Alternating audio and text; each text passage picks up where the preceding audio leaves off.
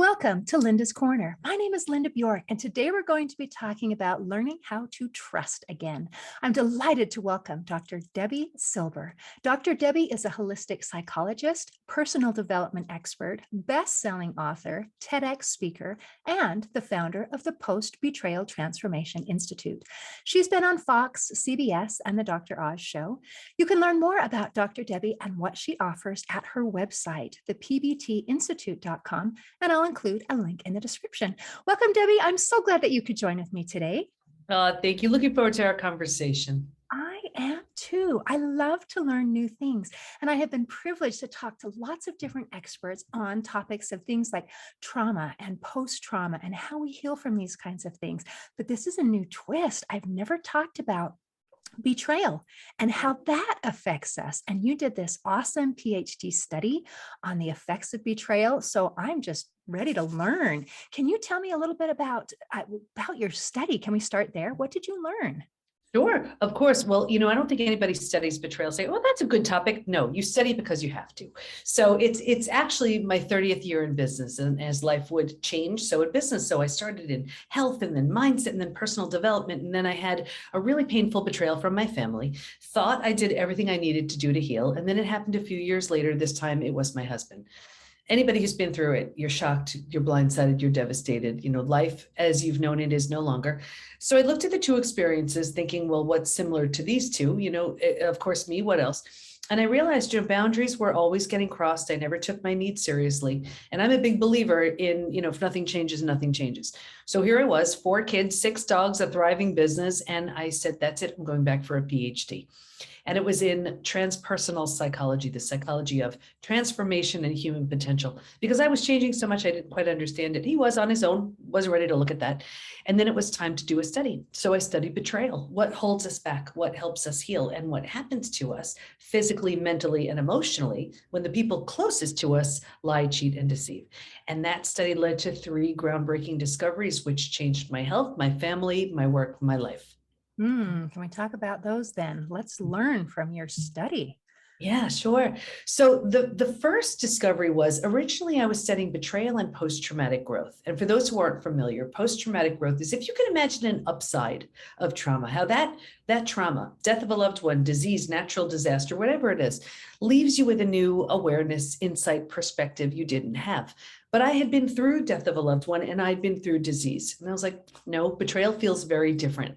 But I didn't want to assume it was the same for everyone. So I said, if you've been through traumas besides betrayal, does it feel different for you? Unanimously, they said, oh my gosh, it's so different. And here's why. Because it feels so intentional, we take it so personally. So the whole self is shattered and has to be rebuilt. Rejection, abandonment, belonging, confidence, worthiness, trust.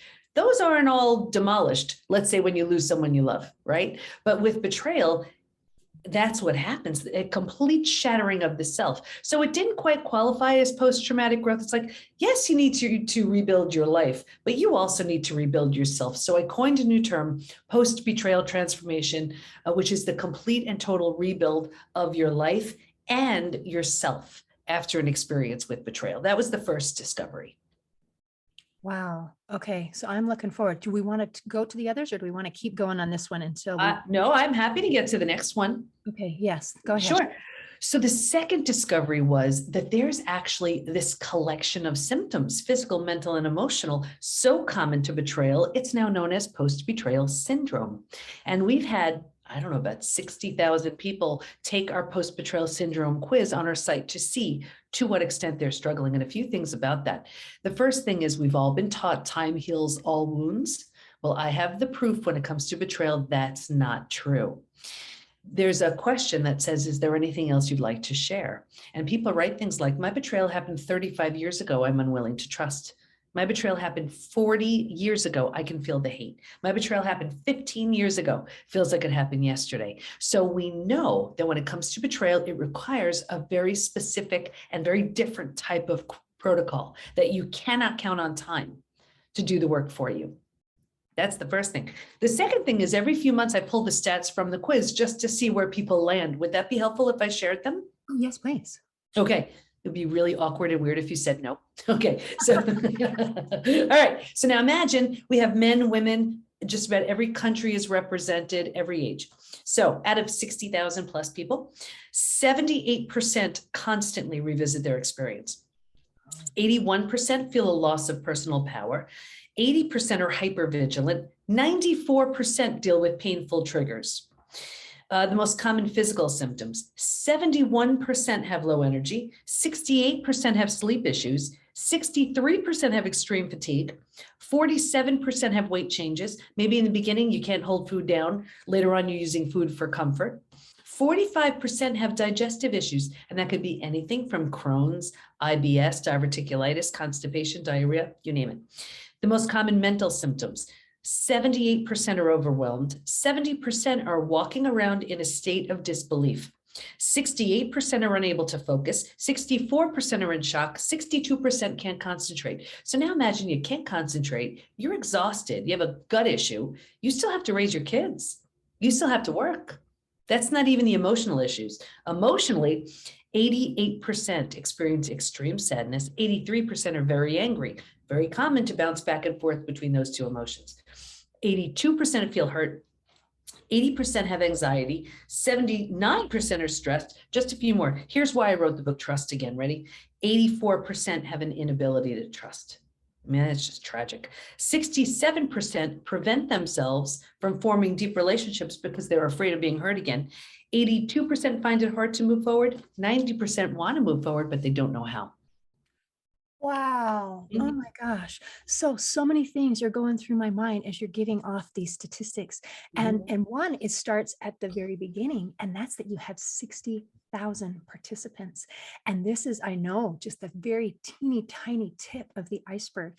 This is a problem that affects so many people, and it's not our fault. It comes from the outside. It comes from another person. And there's really not necessarily anything that we can do to prevent it. So I'm so grateful that you have taken the initiative to create a study and then to go beyond saying, this is what it does, into the realm of, and this is how we heal. And so I'm looking forward to getting into that part, but I want to make sure that we've covered all of the things that you said there were 3 things we talked about the statistics. Well, yeah, I want to go through the third discovery, which for me was the most exciting, but just to wrap this up, as if those statistics aren't staggering enough. You didn't hear me read anything that said 20%, 30%. These numbers are high. What's even crazier, ready? I want everybody to just sit down for this one, buckle up. Everything I shared wasn't necessarily from a recent betrayal. This is from something that could have happened decades ago. And so now imagine, here we are with a gut issue, hypervigilant, anxious, sleep issues from something that happened, let's say 30 years ago, right? That person may not know, care, or even remember. And here we are creating and living an entire life based on that experience. That's not fair to us. The good news is we can heal from all of it, which brings me to the third discovery. This, for me, like I said, this was by far the most exciting. And what we learned was, while we can stay stuck for years, decades, a lifetime, and so many people do, if we're going to fully heal, and by fully heal, I mean symptoms of post-betrayal syndrome to that completely healed state where you rebuild yourself and your life of post-betrayal transformation, we're going to move through 5 now proven predictable stages. And what's even more exciting about that is we know what happens physically, mentally, and emotionally at every one of those stages. And we know what it takes to move from one stage to the next. Healing is entirely predictable. Really? So, and I'm happy to share the 5 stages if you'd like to. Please. So when we talk about the 5 stages of grief, they're kind of working their way through into healing. Is this a similar kind of thing? Or is this time's not going to fix it, but if we take this steps, then this is going to happen? Almost like on a ladder. Is that kind of what we're doing? You will, the stages do not skip order. You don't leave out a stage. Grief is a really important piece of it, but you will move through these 5 stages. 100%. Yeah. And okay, so and it's all mapped out in Trust Again. It's what our coaches are all certified in. It's what we teach within the PBT Institute. Here's a sort of, boiled down version right here. Stage 1 is like a setup stage. And if you can imagine 4 legs of a table, the 4 legs being physical, mental, emotional, and spiritual, what I saw with everybody, me too, was a real heavy lean on the physical and the mental, thinking and doing, and kind of neglecting the emotional and the spiritual, feeling and being. So imagine a table with only 2 legs, easy for that table to topple over. Well, that's us. Stage 2, by far the scariest of all of the stages. Shock, trauma, D-Day, Discovery Day. And it's the breakdown of the body, the mind, and the worldview. Right here, you've ignited your stress response. You're now headed for every single stress-related symptom, illness, condition, disease. Your mind is in a complete state of chaos and overwhelm. You cannot wrap your mind around the information you just learned. This makes no sense. And your worldview has just been shattered. Your worldview is your mental model. These are the rules that prevent chaos, that govern us. Don't go there, trust this person. This is how life works. And in one earth-shattering moment, or a series of moments, every rule you've held to be real and true is no longer. The bottom is bottomed out on you, and a new bottom hasn't been formed yet. So it's terrifying. But think about it. If the bottom were to bottom out on you, what would you do? You grab hold of anything you could to stay safe and stay alive. And that's stage 3. Survival instincts emerge. It's the most practical out of all of the stages. If you can't help me, get out of my way. How do I survive this experience? Where do I go? Who can I trust? How do I feed my kids? Here's the trap, though. By far, hands down, stage 3 is the one that most people get stuck in for life. And here's why.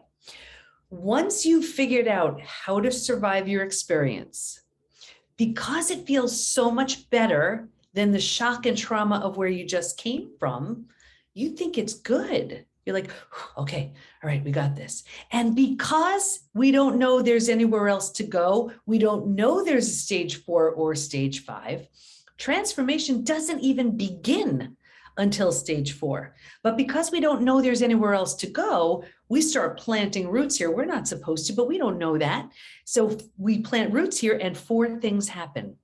The first thing is you start getting all these small self benefits. You get your story. You get to be right. You get someone to blame. You get a target for your anger. You get sympathy from everyone you tell your story to. You don't have to do the hard work of learning to trust again. Can I trust you? Should I trust you? Forget it. It's easier not to trust anybody. So you plant deeper roots, right? You're not supposed to stay here, but you don't know that. Now, because you're here longer than you should be, now the mind starts kicking in and doing things like, well, maybe you're not all that great. Maybe it's your fault. Maybe this, maybe that. So you plant deeper roots. Now you don't know that you're supposed to be anywhere else, right? Now, because these are the thoughts you're thinking, this is the energy you're putting out. Well, like energy attracts like energy. So now you're calling situations and circumstances and relationships towards you to confirm, yep, this is exactly where you belong. Gets worse, but I'll get you out of here. Because it feels so bad, but we don't know there's anywhere else to go. Right here, we resign ourselves. We're like, this stinks, but I need to find a way to just get through the day. So right here is where we start using food, drugs, alcohol, work, TV, keeping busy, reckless behavior, anything to numb, avoid, and distract ourselves from this painful place. But think about it. We do that for a day, a week, a month. Now it's a habit, a year, 10 years, 20 years. Linda, I can see someone 20 years out and say, that emotional eating you're doing, that drinking you're doing, that numbing in front of the TV, do you think that has anything to do with your betrayal? And they would look at me like I'm crazy. They say, it happened 20 years ago. All they did was put themselves in stage 3 and stay there. Does that make sense? Absolutely. Yeah.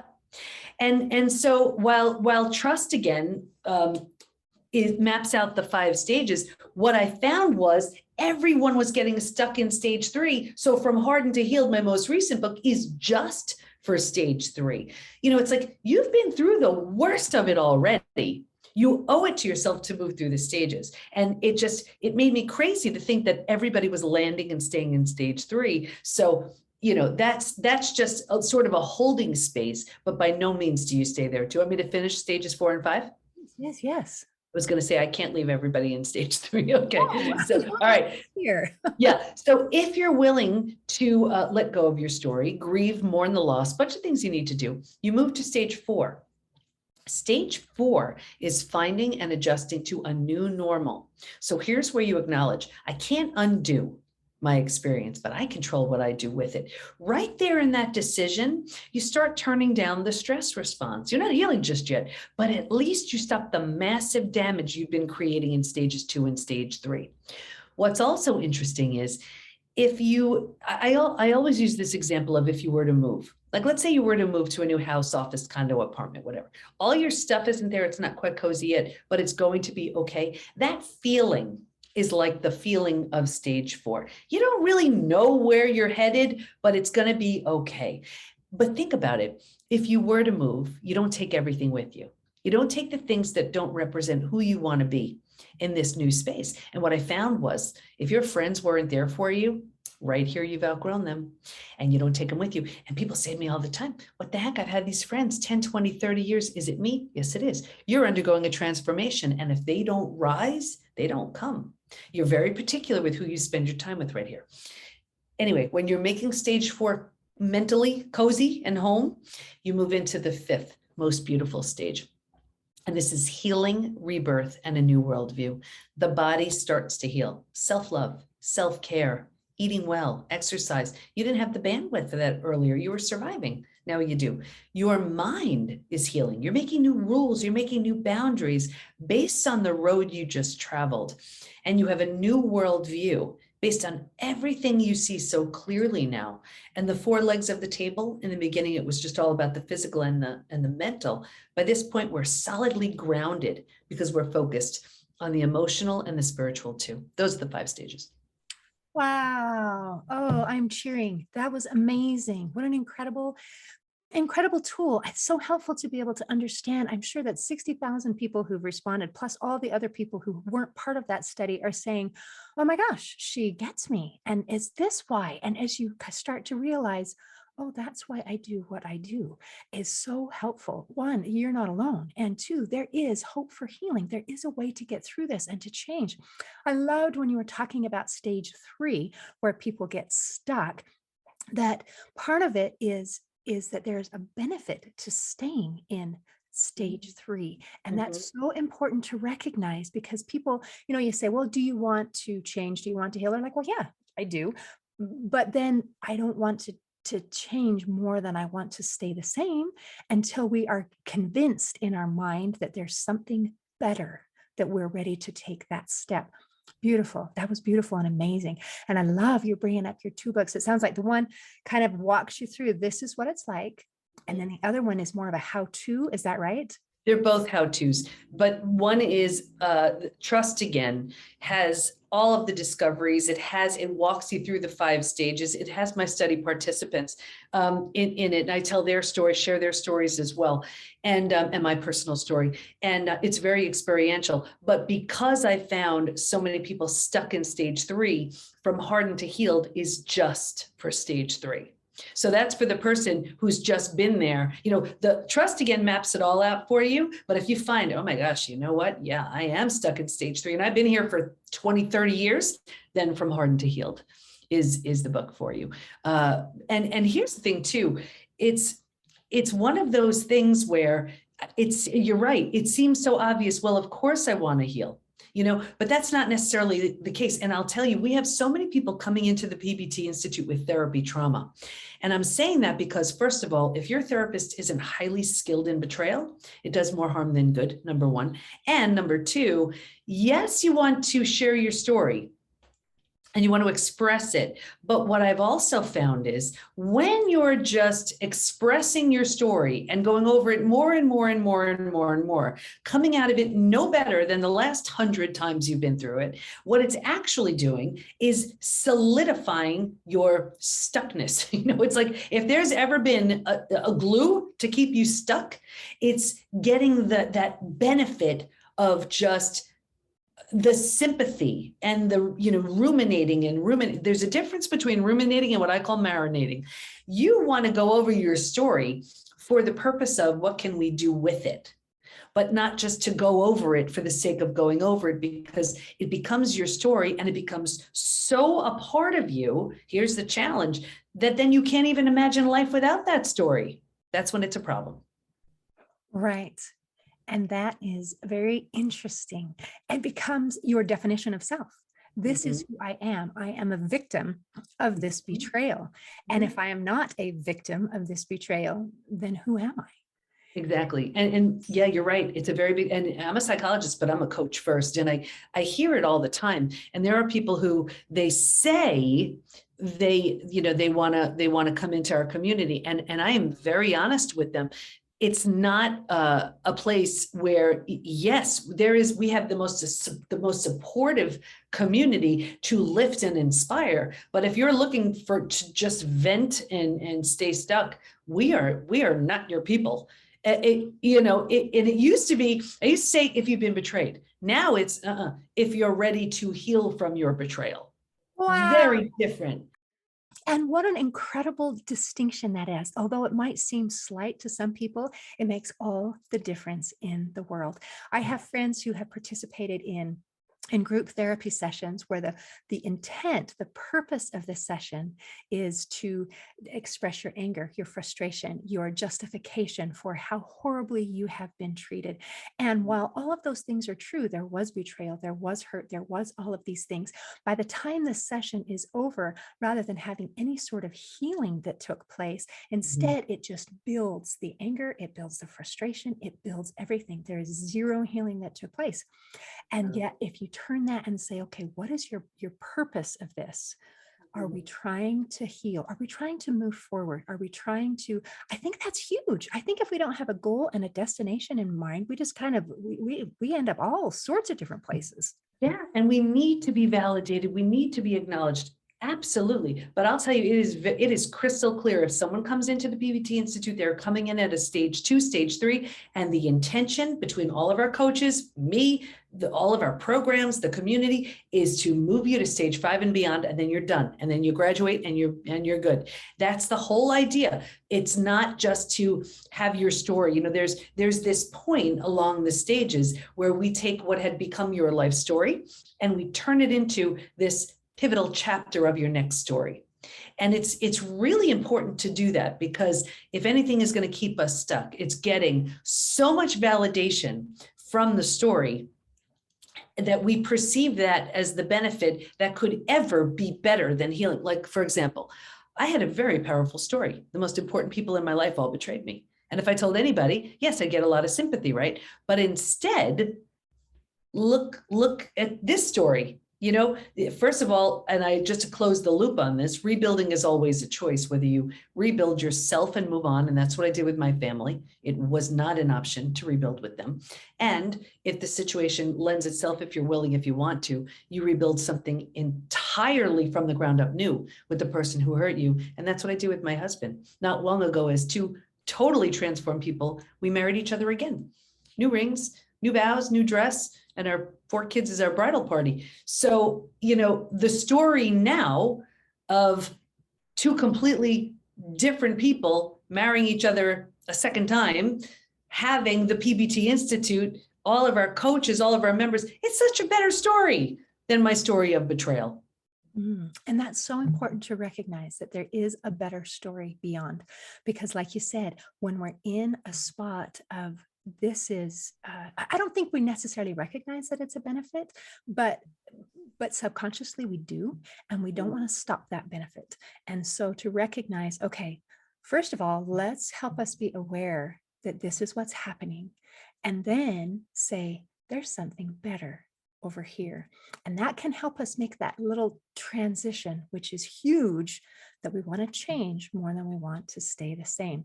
Now, your particular story is incredible. I mean, you had to not only learn how to trust again, you had to learn to trust one specific person who specifically hurt you again. That's a really big deal. So that was, and I'll tell you, I've lost loved ones. I was in the ICU for 11 days. Nothing for me was as hard as that.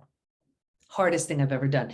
And a very different experience, healing and moving on, and healing and rebuilding. So So I know betrayal well. The only side I don't know is being the betrayer. I know all the other aspects of it.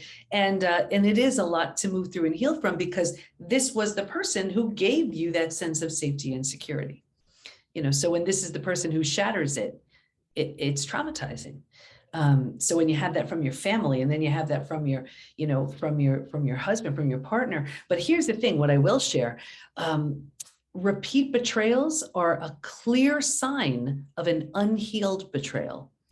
And we see it in health, work, relationships. For example, in relationships, I'll see it in one of two ways, where the person goes from partner to partner to partner, friend to friend to friend, boss to boss to boss.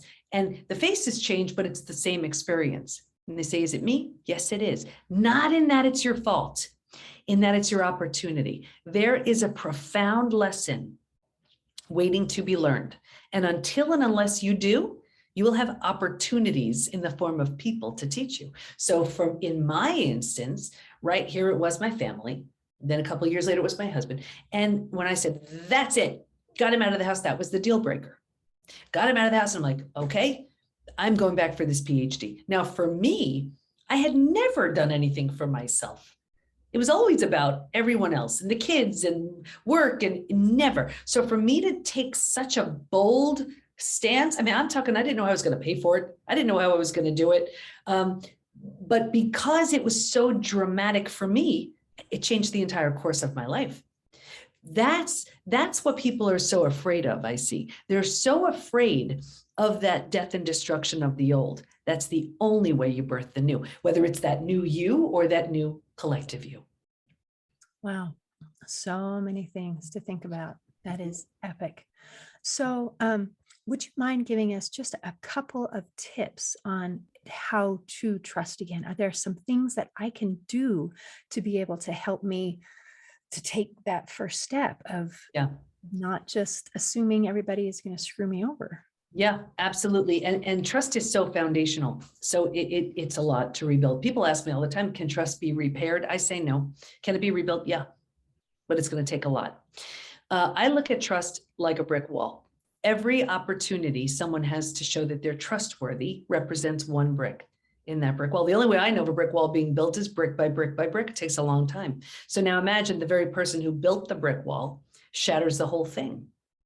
Now, you can look at the rubble of bricks and say, I don't have the least bit of interest in watching that thing get rebuilt. Totally fine. You walk away. However, if you're willing, and willingness would be the role of the betrayed, of the person whose trust has been shattered. If you're willing to watch that brick wall be rebuilt, the other person has to be a really good bricklayer.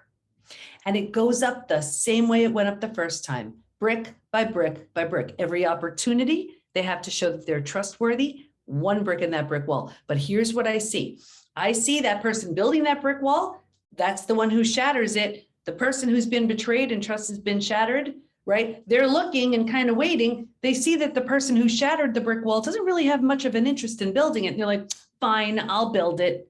No, it doesn't work. You see, that's why they never feel safe with that person. That's why they don't feel comfortable, because that person isn't doing anything to repair what they've done.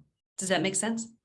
Wow. Okay. So help me understand, in a situation, how do I build it again? I mean, so if I'm watching somebody who's betrayed me and they're not fixing it, they're not rebuilding the trust, but I do want the wall. Somehow I'm the wall.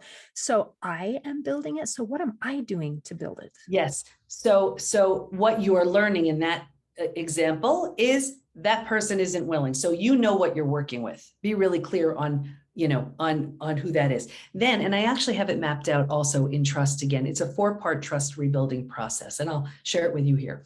Because trust is so foundational, it needs to be rebuilt from the foundation up. And because trust is, think about it, the person you trusted the most proved untrustworthy, so you don't trust them, and then you don't trust yourself. You're like, well, I'm a bright person. How did I not see? How did I not know? So if you can't trust the person you trusted the most, you don't trust yourself, well, then how in the world can you trust anything and anyone? So it has that big of a ripple effect. So that's why you have to rebuild from the very foundation. People don't bother with the first 3 steps. You'll see it as I explain. The first step is building the very foundation again. And to do that, you pick the most obvious thing in the world to you that is a sure thing. I'm talking like, will the sun rise? I can't even trust that. Okay, well, you go out every morning. Is it there? Sure enough, it is.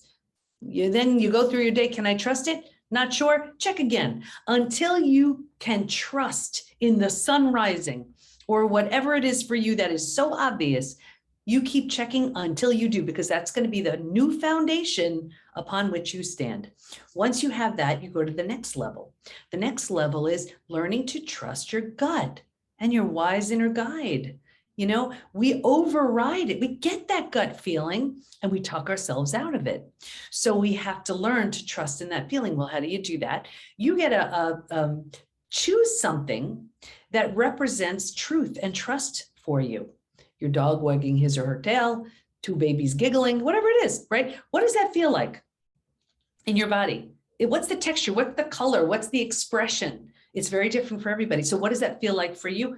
Lock it in, trust it.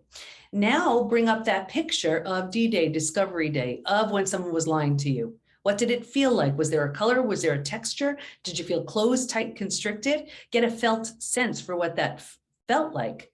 Once you have that, lock it in. Right? And now, as you go about your day, you're checking in. Which does this experience, when I'm talking to this person, feel closer to? The two babies giggling, the person lying. Which does it feel closer to? And what you're doing is you're strengthening your intuition, learning to trust in your gut again. And you sort of feel like you have this invisible protection, like these invisible bodyguards. Once you trust that, and you're looking for congruency. By congruency, I mean the words, the mannerisms, the actions all match up, right? You ever see somebody where like they're smiling, but their eyes aren't smiling? It's like weird, trust it. Or, something's off, trust it. And you need to strengthen that. Once that's strengthened, you move to level 3. Level 3 is learning to trust in you, because self-trust is shattered as well. So to do that, you choose little tasks and then you do them. I'm going to drink that glass of water, and then you do. I'm going to make that phone call, and then you do. I'm going to go to the gym, and then you do. I will not call my ex, and then you don't. And what you're learning is, and what you're teaching yourself is, my word is law. If I say something, I mean it. I'm trustworthy. You could feel this sense of empowerment and strength, right? Now, imagine you built a foundation upon which to stand. You trust your gut. You trust yourself. From this place, you slowly, cautiously, and carefully learn to trust in others again. Do you see how that feels a little different? I love it. I think this is not only for people who have been betrayed. This seems like something that would be of value to everyone. And I love that third step of trusting yourself, of having integrity. If I say something, I am going to do it, because that is the biggest thing of any type of change, of any type of healing, of any type of growth, is to be able to make your own word be your law that you follow. Wow, I love it. This is amazing. Dr. Debi, I love it. Thank you for what you have done, what you have studied and created. I can just see this is beneficial to so many people. Thank you. Wow. Do you have anything else you want to make sure that we cover before we close today? I would just say, do not stay stuck. You can heal from all of it. I'm living proof. So are our coaches. So are our members within the PBT Institute. The research has been done. Staying stuck is a choice. I know how painful it is, but I know how great it feels to move through the stages and become this version of yourself that never would have had the opportunity to show up had the experience not happened. Wow. Staying stuck is a choice. Words of wisdom. Well, thank you for visiting with me today.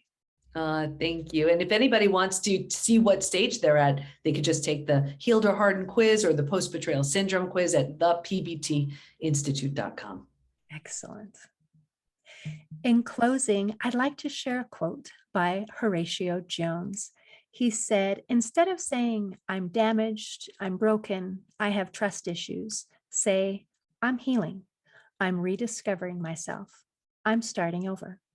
Today, I invite you to take steps to heal and learn how to trust again. See you next time on Linda's Corner. Thanks for listening. If you enjoyed this episode of Linda's Corner, please share and subscribe to help us reach new listeners. I also invite you to check out my nonprofit, Hope for Healing, at the website hopeforhealingfoundation.org for free ebooks, free audiobooks, and other free resources to help increase happiness, build confidence and self-esteem, strengthen relationships, manage stress, and calm feelings of depression and anxiety. I also invite you to grab a copy of one of my books, like Crushed, A Journey Through Depression, or Amazon bestseller, You Got This, an action plan to calm fear, anxiety, worry, and stress. See you next time on Linda's Corner.